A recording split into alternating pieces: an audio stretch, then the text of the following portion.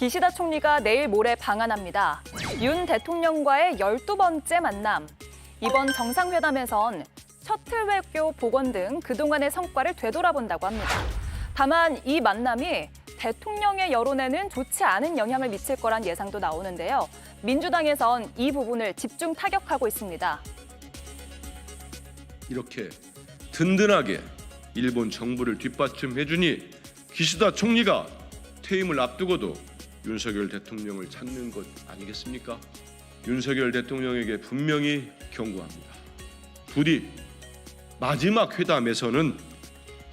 회담에서라도 친일 굴종 외교의 저자세를 내려놓고 오직 우리 대한민국의 국익을 지켜내십시오. 같은 당의 박지원 의원도 자신의 SNS에서 왜 국민 세금으로 기시다 총리의 2인 파티를 해주는 거냐고 비꼬았습니다. 기시다 총리의 방한이 여론과 국익에 어떤 영향을 미칠지 지켜봐야겠습니다. 네, 기시다 총리의 방한에 대해서 대통령실은 퇴임을 앞둔 기시다 총리가 유종의 미를 거두고 양국 발전을 논의하고자 방한을 하는 것에 적극적으로 희망을 해서 성사가 됐다라는 점을 밝혔고요. 지난 3일에 나왔던 입장인데 6일부터 7일, 그러니까 모레부터 주말까지 이제 방한 일정이 잡혀 있죠. 성치훈 의원님. 그런데 임기가 거의 종료될 기시다 총리가 방한을 하는 이유에 대해서는 여러 가지 이제 분석들이 나오고 있습니다. 어떻게 보고 계세요? 맞습니다. 일본은 의원 내각제 국가죠. 그래서 이 유능한 총리, 인기 있는 총리는 계속해서 연임을 할 수 있습니다.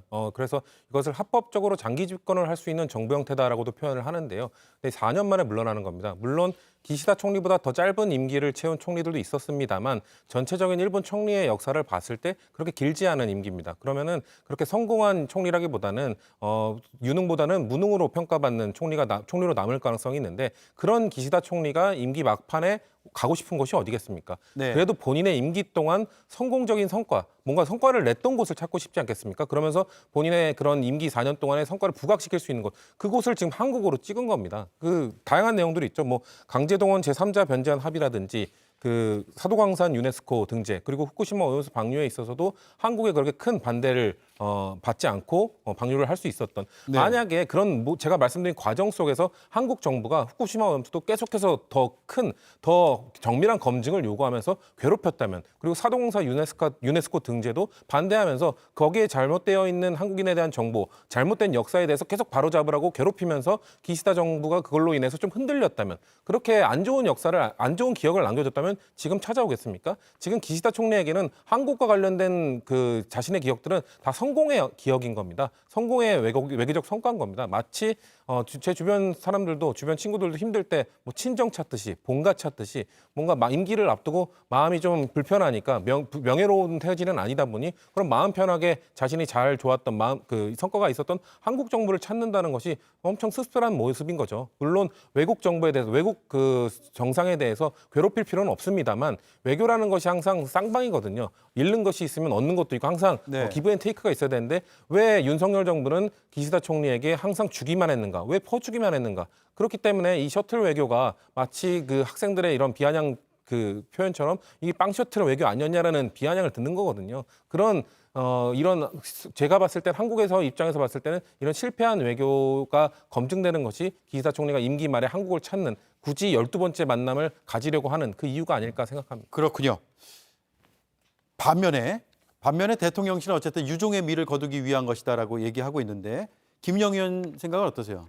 저는 되묻고 싶은 게 일본 정치인이라서 싫은 건지 아니면 곧 퇴임할 정치인이라서 싫은 건지 묻고 싶습니다. 예. 퇴임할 정치인을 만난 것을 싫다고 하면 문재인 대통령께서는 퇴임한 오바마 대통령을 왜 만나셔서 그걸 왜 적극적으로 홍보하셨습니까? 네. 퇴임한 정치인 또 그 나라에서 충분히 영향력을 행사할 수 있습니다. 아까 의원 내각제 얘기하셨는데요. 맞습니다. 의원 내각제는 임기를 계속 보존할 수 있지만 동시에 임기가 떨어져 나간 은퇴한 정치인도 그러니까 총리에서 은퇴한 정치인도 여전히 영향력을 또 행사할 수 있는 후임 총리들한테 영향력 행사할 수 있죠. 또 그런 정치 체제가 있기 때문에 충분히 저희가 기시다 총리와의 관계에 대해서 무조건 대립각을 세우는 게 옳은 방향은 아니라고 생각을 합니다. 네. 저희가 일본한테 무조건 퍼주기만 했다. 아니죠. 지소미아도 복원했고요. 한일관계 화이트리스트 국가에도 저 복원도 했습니다. 물론 저희가 일본에 대한 국민적 감정이 안 좋은 건 사실이지만 그래서 지난 정권에서 일본과의 관계가 최악이었지 않습니까? 그 관계를 어느 정도 복원했다는 점에서 저희는 그 점도 분명히 평가받아야 될 부분이라고 생각을 합니다. 그렇군요. 그냥 준 게 아니라 받은 것도 꽤 많다. 그리고 퇴임할 일본 총리도 후임자에게 충분히 영향력을 행사할 수 있는 정치인이다라는 말씀이네요. 전성균 의원님, 네. 지금 어떤 것을 그러면 논의할 것인가가 상당히 중요해지는데 여러 가지 의제들이 지금 언론 보도를 통해서 나오고 있습니다. 회담의 핵심은 뭐가 될 거라고 보세요? 정말 안타깝게도 많은 언론과 많은 분석가분들께서 의제를 분석하시지만 사실 내용은 없을 겁니다. 내용이 없을 거라고요? 네, 그 이유가 뭐냐면 3년차 대통령과 한 달 남은 일본 총리 나올 내용이 없습니다. 왜냐하면 우리 윤석열 대통령께서 국정브리핑을 통해서 다양하게 말씀해 주실 것 같았지만 구체적인 내용이 없었고 아마 그와 마찬가지로 그렇게 진행이 될 것 같고요. 저는 오히려 제가 이번 그 총리와 내용 중에 독도 문제가 만약에 거론이 된다면 네. 제가 저번 주 나와서 광복회의 마찰로 인해서 긍정평가 부정평가에서 떨어진다고 말씀드려서 실제로 23%로 떨어졌는데 저는 여기서 만약 독도 문제가 거론이 된다면 더 떨어질 거라고 생각합니다. 그렇군요. 독도 문제는 일단 지금 거론 안 되는 걸로 제외된 걸로 예상은 되고 있는데 뭐 알 수는 없죠. 자, 그러면 나올 게 별로 없고 성과가 없을 거다라고 하시니까 제가 그 반론도 한번 듣고 가야 될 것 같은데 김민영 의원님. 왜냐하면 퇴임할 총리도 충분히 권한이 있다라는 말씀을 했거든요. 그러니까 지금 저희가 뭐 어떤 의제가 다뤄질지는 사실 알 수가 없는 부분인데요. 지금 말씀하신 것만 들어보면 이 한일 관계 자체에 대해서 아무것도 하면 안 된다는 것처럼 들립니다. 일본은 저희가 일본이랑은 외교적으로뿐만 아니라 문화, 경제, 군사, 안보 다 엮여 있습니다. 네. 그런 국가를 상대로 무조건 배척을 해서는 국제 무대에서 어떻게 저희가 함께 나갈 수 있겠습니까? 어쨌든 일본은 저희와 한미 동맹에 있어서 일본은 중요한 역할을 하고 있는 것도 사실이지 않습니까? 그런 점까지 봐야 되고 지금 국제 관계가 블록 외교 상태인 상황이지 않습니까? 신냉전 체제에서 저희가 어쨌든 간에 일본과의 관계에 대해서 개선을 하지 않고서는 국제 무대에서 설 자리를 만들기 위해서라도 일본과의 관계는 개선해야 된다. 그렇게 말씀드리겠습니다. 짧게만 반론 드리면 만나셔도 된다는 겁니다. 저는 만나지 말라는 게 말씀은 아니고 다만 대화 나눌 주제는 없을 것이라고 말씀드리고 싶고 예, 알겠습니다. 마지막 헤드라인은 이렇게 나올 겁니다. 양국 간의 협력 관계는 재확인됐다. 네. 네. 상징적인 성과는 얻을 수 있다라는 정도의 말씀이네요. 자, 김보엽 위원님. 예. 지금 일본 산케이 신문의 보도를 보면 이런 내용이 있어요. 기시다 총리가 사도광산의 세계문화유산 등재와 관련해서 한국 정부의 동의에 사의를 표할 예정이다. 그러니까 우리나라에 와서 마지막 회담에서 감사 표시라고 할 것이다라는 보도의 내용입니다. 일본 현지 언론의 보도죠. 어떻게 봐야 됩니까? 사도광산 세계문화유산 등재는 그냥 일본 정부가 우리에게 사의만 표할 문제가 아닙니다. 최근 어제 보도를 보면 사도광산 주변에 있는 향토박물관에 이런 표현도 전시가 돼 있다는 거 아닙니까? 조선인은 더럽고 게으르고 생활 방식이 어떻고 저떻고 그런 문제까지 포함되어 있는데 네. 이 문안이 지금 윤석열 정부의 외교부와 협의를 거친 한국 정부의 허락을 받은 그런 표현이라는데 아주 심각한 문제가 있죠. 사도광산 문제가 왜 단순하지 않느냐면 그 전시의 강제성의 표현이 없습니다. 우리 조선의 노동자들이 강제로 일본에 끌려와 이런 참혹한 현장에서 노예 같은 노동을 했다. 이 표현이 없습니다. 강제성이 없다는 건 확장이 됩니다. 일본이 한국을 점령한 것, 식민지로 점령한 것, 이것 역시 강제성이 없다. 네. 이른바 일본군 위안부 문제, 그분들이 자발적으로 노동을 한 거지 강제성이 없었다. 강제징용도 강제성이 없었다. 이 논리에 면죄부, 강제성을 담지 않아도 되는 면죄부를 주고 만 결정이거든요. 중일마, 중요한 건 일본의 마음이다라고 얘기한 김태호 안보실 차장, 김문수 고용노동부 장관, 이런 사람들은 아까 그 표현에 대해서 동의할지 모릅니다. 그러니까 그때 조선인들은 그랬다는 거 아니냐. 일본이 개화시켜준 거 아니냐. 그러므로 우리는 고마워해야 하는 것 아니냐. 예. 이런 생각을 가진 분들이 지금 우리나라 외교안보 사령탑 윤석열 정부의 주요 보직을 차지하고 있다는 점이 참담한 겁니다. 네, 그렇군요. 자, 그러면 이제 마지막 회담이 될 텐데 그 이전에 어떤 것들을 논의했고 그리고 가장 뭐 논란도 됐고 관심도 집중됐던 2023년에 강제동원 해법을 발표하면서 했던 정부의 발표 내용도 한번 다시 끄집어낼 필요가 있어 보이는데 일단 듣고 나서 얘기를 나눠가죠. 이번 해법은 대한민국의 높아진 국력과 국위에 걸맞는 우리의 주도적인 그리고 대승적인 결단입니다. 물컵에 비유하면 물컵에 물이 절반 이상은 찼다고 생각을 합니다. 그리고 앞으로 이어질 일본의 성의 있는 호응에 따라서 그 물컵은 더 채워질 것으로 기대를 합니다. 네. 자, 저 이제 이른바 남은 물컵 절반이 무엇을 뜻하는 거냐 여러 해석들이 당시에도 많았고요.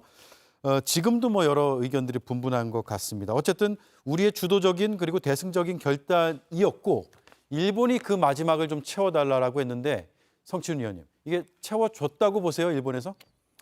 잔이 채워졌는데 저는 한일 관계의 잔에 반잔 찼던 거를 채워주는 거로 생각했는데 지금에서 보니 한국의 컵에 있던 반을 일본의 컵에 나머지 반을 다 따라줬다. 그러면서 한국의 잔은 비워진 게 된 것이다. 빈잔이 됐다. 예, 이렇게 얘기하고 싶습니다. 그러니까 저는 일본과 소통해야죠. 배척하면 안 됩니다. 하지만 그런 외교적 관계에 있어서 절대 포기하면 안 되는 부분이 있습니다. 저는 과거사 관련된 문제가 그거라고 생각하는데요.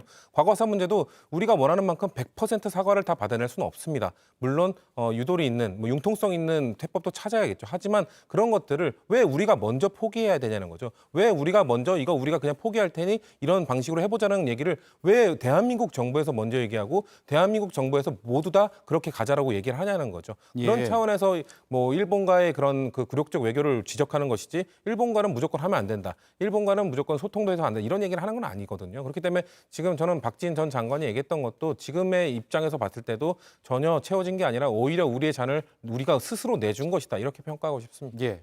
결국은 과거사에 대한 어떤 해법들을 받아내지 못한 상황에서 끝날 것이다. 라는 말씀이고 그래서 빈잔이라는 표현을 하셨는데 동의하세요? 김인영 의원님? 국민 감정의 눈높이에 봤을 때는 충분히 채우지 못한 건 맞을 수도 있다고 봅니다. 그런데 저희가 한일 외교 관계를 개선하면서 저희가 얻은 것도 많지 않습니까? 지금 저희가 백색 국가 복원되는 것부터 시작해서 한일 관계 분명히 성과도 있었고 제가 반대로 요거를 묻겠습니다. 반일을 기치로 걸었던 문재인 정권에서는 과연 일본에게 진정한 사과를 받았습니까? 예. 외교적으로 오히려 더 복잡하고 경제적으로 더 손해본 거 아닙니까? 저희가 68년 만에 처음으로 일본보다 수출액 총액을 앞설 수도 있다는 지금 전망도 나오고 있습니다. 우리가 일본보다 아직까지 월등하다는 표현은 쓰긴 어렵지만 압도적인 국력을 갖춘다면 일본은 저희가 충분히 국민적 감정에서 납득할 수 있을 만큼 할 수 있다고 생각하고요. 저는 아까 박창대 대표께서 연설했던 부분 중에서 저희가 독도를 포기했다, 비공개 훈련 때문에 독도를 포기했다라는 발언도 되게 놀랬던 게 그러면 문재인 정부 시절에 한미연합훈련을 비공개 아니라 취소하고 축소했는 거에 대해서는 뭐라고 평가하실 겁니까? 네. 그러면 우리 안보를 포기했다고 말씀하실 겁니까? 그런 점까지 그러니까 같은 잣대로 외교를 평가하고 다른 국가의 관계를 평가해 주시면 이 문제 쉽게 나올 수 있다고 생각을 합니다. 예. 그러면 조금 전에 이제 얘기가 나왔는데 과거사를 우리가 먼저 포기했다라는 것도 동의하지 못하시는 거죠? 과거사 문제에서도 좀 아쉬운 부분이 있는 건 분명한 사실이죠. 예. 그 문제를 저희가 이제 앞으로 포기한 게 아니라 앞으로 지속적으로 더 언급하고 계속 공론화 시켜야 될 부분은 저도 있다고 생각을 합니다. 예, 그렇군요. 김보엽 의원님, 지금 차기 일본 총리 후보들의 면면들이 소개가 되고 있습니다. 저희도 그래픽으로 준비를 했는데 포스트 기시다는 누구냐? 출마 확정자 5명입니다. 다 읽지는 않겠습니다만 정치적 경력들이 꽤 있는 무게감이 있는 인사들입니다. 향후에 이런 인물들을 봤을 때 한일 관계의 전망을 어떻게 해볼 수 있을까요? 상당히 어려운 질문이네요. 상당히 어렵고 공부가 필요한데 제가 공부는 돼 있지 않습니다. 이분들 말고도 일본 총리 후보로 젊은 분들 또 두세 분 정도 거론이 되더라고요. 예.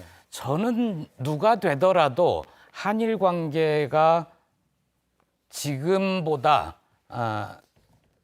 더 어떻게 바뀌지는 않을 것 같습니다. 왜냐하면 지금 기시다 총리가 만들어 놓은 한일 관계가 일본 입장에서 보면 최상이거든요. 네. 그렇기 때문에 그 성과를 이어가려는 일을 할 것 같고요. 조국 혁신당이 제일 우려하는 대목은 뭐냐면 2025년이면 한일 수교 60주년을 맞습니다. 내년이네요. 예. 그래서 한일 양국이 신한일 선언을 준비 중이다. 이런 얘기도 들리고요.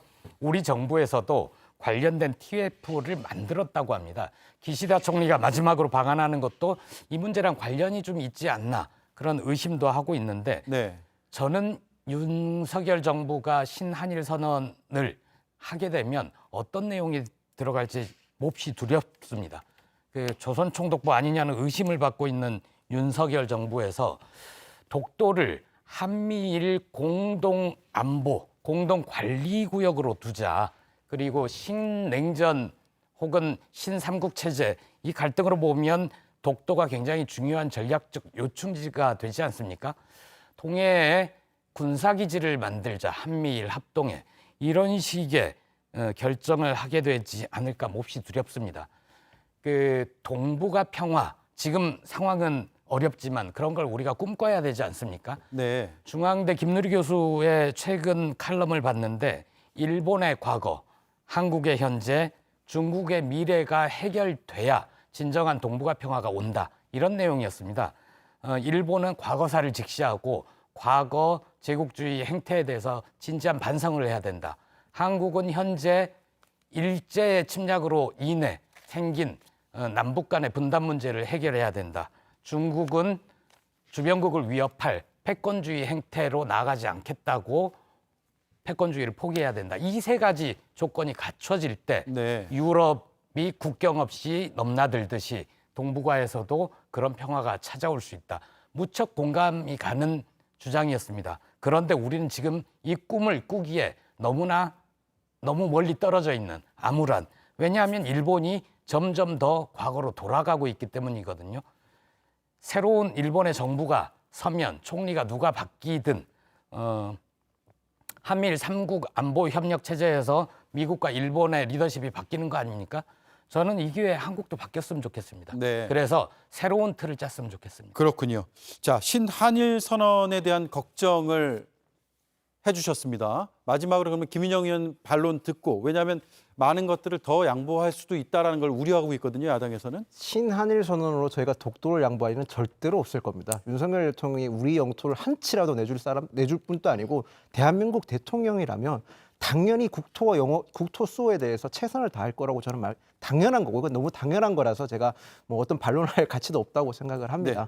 절대로 그런 일이 있지도 않을 거고 그런 걱정 안 하셔도 됩니다. 너무나 당연한 거라서 길게 반론을 하지 않았습니다. 알겠습니다. 여기까지 듣죠. 네 분 말씀 잘 들었습니다.